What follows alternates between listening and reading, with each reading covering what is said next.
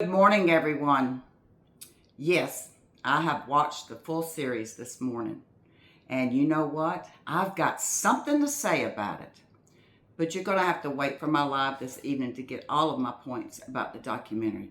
But I'll give you a little insight. I'm going to put a link at the bottom of this video. I want you to click on it and I want you to go read it. It's an article. But I'm going to say this.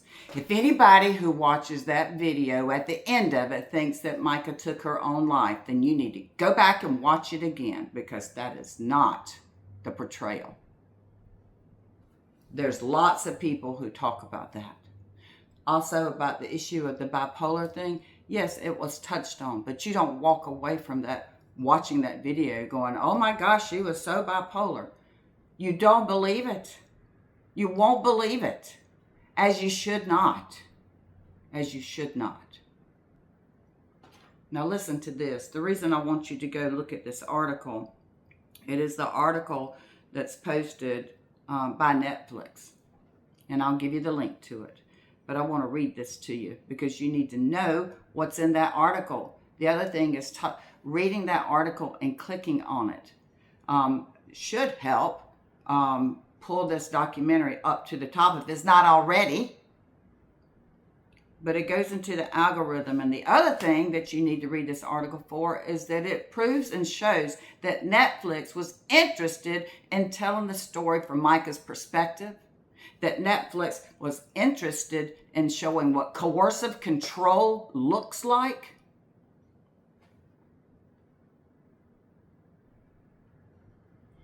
So one of the directors, and I'm sorry if I get her name wrong, it's Nasan.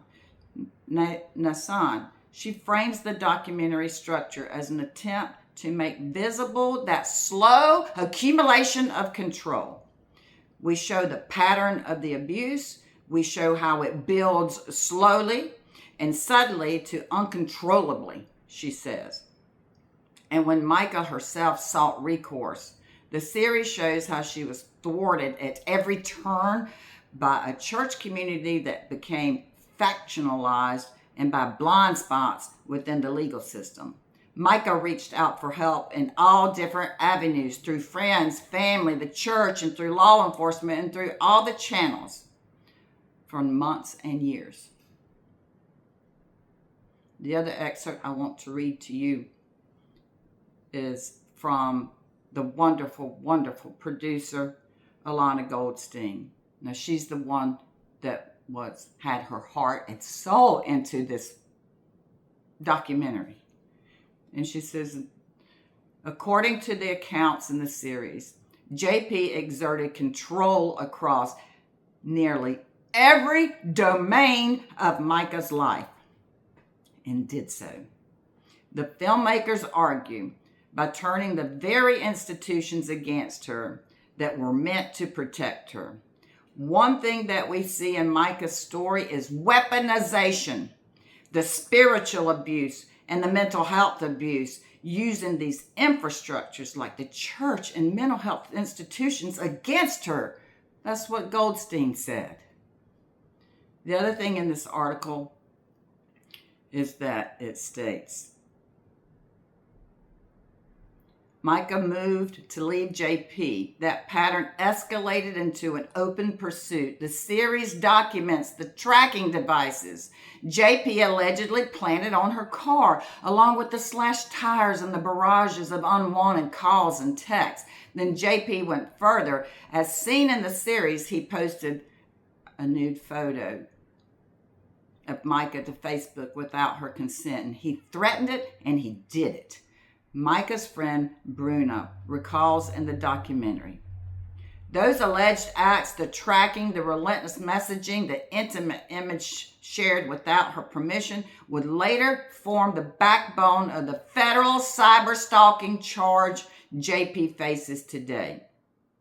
But the filmmakers stress that they built the sequence from the paper trail, not from grief or supposition. The police reports exist, the medical records exist, the text messages exist, the apology letters. And JP was an avid texter and writer, so we had thousands of his own words that paint a very particular picture. And we stuck to the records. And that was stated by Alana Goldstein as well. And then there is a section, 1, 2, 3, at least 3 paragraphs, talking about MICA'S law and explaining what coercive control is and how important that is to get past and how hard the family has been working for that. The legislation would mandate training for law enforcement so officers can recognize these forms of abuse which leave no physical marks. You see this t-shirt?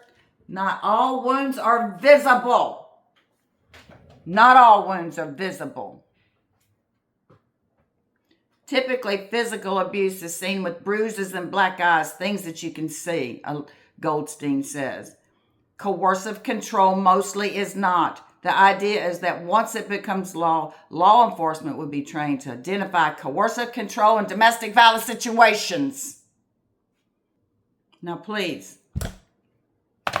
those of you who want to boycott the documentary, you have to go see it. You must go see it. Honor MICA. Honor MICA. She left these things. She wants the world to know about it. She wants to save other people. She needs you to see it. She needs you to see it. Go click on the article. Read the article. At the end of the article, there's a click where you can go watch the actual documentary. And then this evening, I'm going to do a live, and we'll talk about various aspects of the documentary, how we feel about it, those types of things. But I tell you this, I will tell you this. Anybody and everybody that watches this documentary is, number one, they will not believe that MICA took her own life. They will not believe that she was bipolar, but they damn sure will. Everyone that watches this documentary is going to absolutely hate and abhor John Paul Miller. He has been exposed. He has been exposed, and he's been exposed to the world.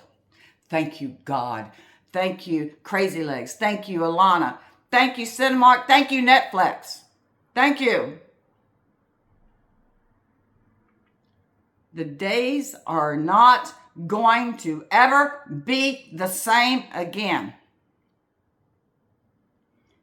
Eyes wide open. Eyes wide open. I'll see you this evening. Can't wait to hear from you.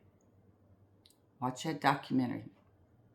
And don't watch anything else or have anything else on. Phones turned off. Doorbell disconnected. You go give MICA and her family the respect that they deserve. And you watch it intently.